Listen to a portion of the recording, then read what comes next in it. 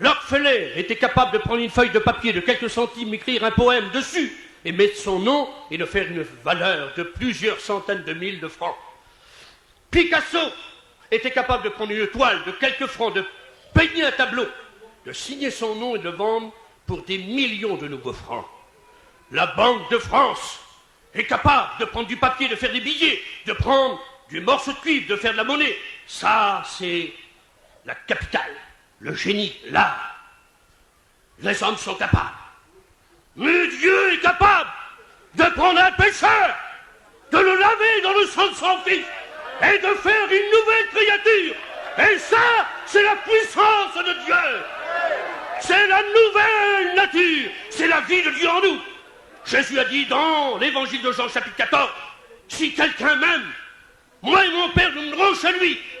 Avoir Dieu et Jésus, tout c'est bon. Amen. Nous sommes pardonnés tout entiers.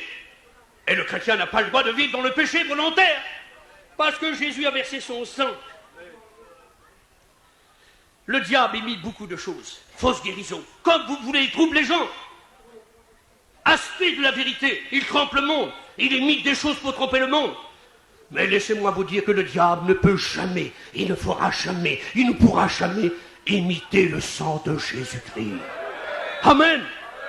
Parce qu'il a été vaincu à tout jamais, Apocalypse chapitre 12 et verset 11. Ils l'ont vaincu par le sang de l'agneau, le sang de Jésus. Vous voulez que les démons tremblent devant vous? Vous voulez que le diable vous tourne le dos? Soyez lavés et nettoyés dans le sang de Jésus-Christ. Ne demandez pas de l'autorité, vous l'avez. Ne demandez pas les noms aux démons pour le chasser. Vous avez la plus grande autorité du monde. Que Satan lui-même et les démons étaient vaincus. Vous avez été lavés dans le sang de Jésus-Christ. Et nous avons la plus grande autorité qui soit donnée au monde.